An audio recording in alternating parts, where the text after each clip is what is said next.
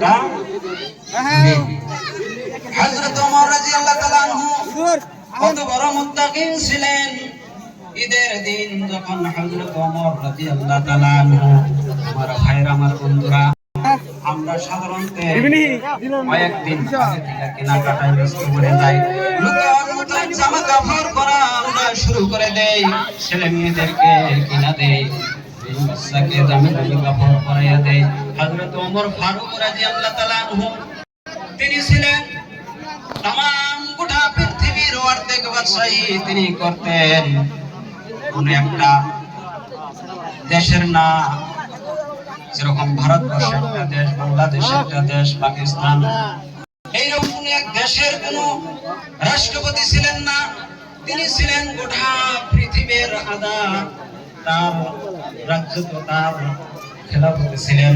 তারপর হযরত ওমর রাদিয়াল্লাহু তাআলা আনহু ঈদের দিন, ঈদের আগের দিন তার বিবি ডাক দিয়ে বলছে, ওগো স্বামী, অনেক ছেলে মেয়েরা নতুন কাপড় পরিধান করতে, তারা কালকে আগামী দিন ঈদের ময়দানে যাবে।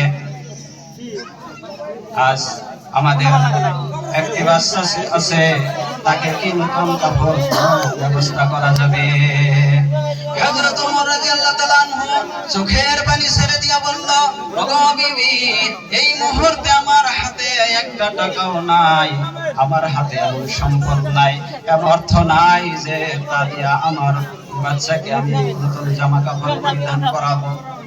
ভাইরা আমার, বন্ধুরা আমার, তার বিবি বলল, ওগো স্বামী, এই বাইতুল মাল যার আন্ডারে আছে ওনাকে বলো যাতে কিছু অগ্রিম বেতন দেয়, 1 মাসের অগ্রিম দিয়া বাচ্চাদের জন্য জামা কাপড় কিনে দেয়। হযরত ওমর রাদিয়াল্লাহু তাআলা সঙ্গে সঙ্গে একটি চিঠি লিখলেন।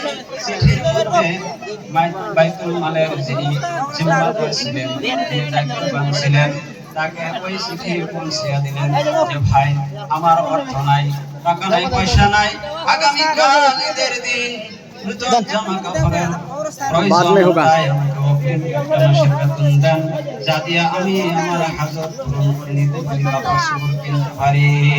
চিন্তা করেন, একজন অর্ধেক পৃথিবীর বাদশাহী, তার হাতে টাকা নাই, কত সততা, কত পরহেজগার।